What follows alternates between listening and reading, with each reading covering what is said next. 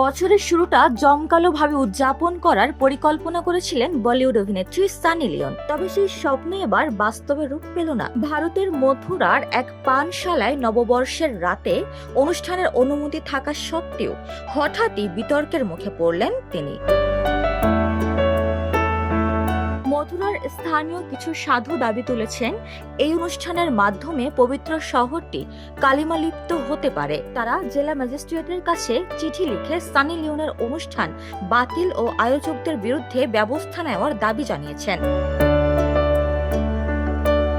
Sunny Leone নিজে video বার্তায় বলেছেন, আমি মথুরায় অনুষ্ঠান করার জন্য মুখিয়ে আছি। সেখানে সকলের সঙ্গে দেখা হবে, আনন্দ উদযাপন করব।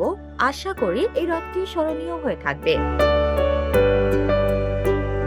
তবে স্থানীয় সংগঠনের পক্ষ থেকে জানানো হয়েছে, মথুরা একটি পবিত্র স্থান। সারা পৃথিবী থেকে পুণ্যার্থীরা এখানে আসেন। কিছু মানুষ ইচ্ছাকৃতভাবেই পুণ্যভূমির সুনাম নষ্ট করার চেষ্টা করছেন। এটি ধর্মীয় ভাবাবেগে আঘাত পৌঁছে দেয়। শহরকে অপবিত্র করার চেষ্টা চলছে।